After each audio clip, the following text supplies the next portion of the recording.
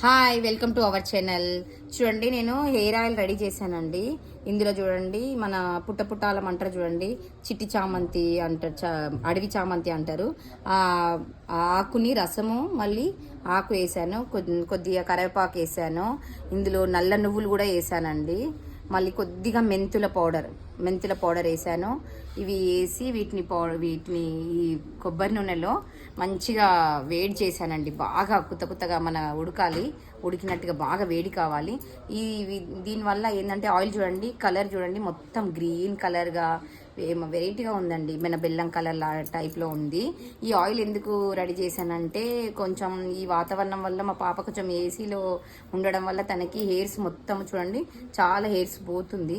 అందుకే ఆ హెయిర్ మంచిగా గ్రోత్ కావడానికి ఇలాంటి ఆయిల్ రెడీ చేశాను. నేను కూడా ఫస్ట్ టైం చేయడం ఇది.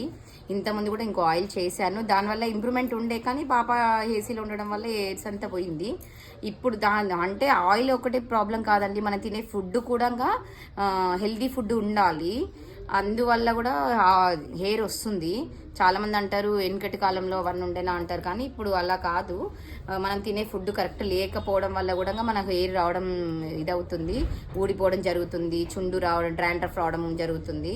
కాకపోతే ఈ ఆయిల్ కొద్దిగా ఉపయోగపడుతుందని నేను చేశాను. నల్ల నువ్వులు పౌడర్ చేశాను, ఈ పుట్టపుట్టాలం ఆకు రసం వేసాను, ఆకు వేసాను. ఇది ఏంటంటే మన కాళ్ళ దెబ్బ తగిలితే, ఎక్కడైనా పుండు ఉంటే అది వేస్తే రసం వల్ల మనకి అది గాయం త్వరగా నయమవుతుంది. కానీ దాని కొబ్బరి నూనెలో వేస్తే అది అనేది బ్లాక్ కలర్ వస్తుంది. హెయిర్స్ బ్లాక్ ఉండి మంచి గ్రోత్ ఉంటుందని నాకు తెలిసింది. మాకు అది ఏమంటారు, మందారం ఆకు అలాంటివి మాకు దొరకలేదు, కాబట్టి నేను దీన్ని వేసాను.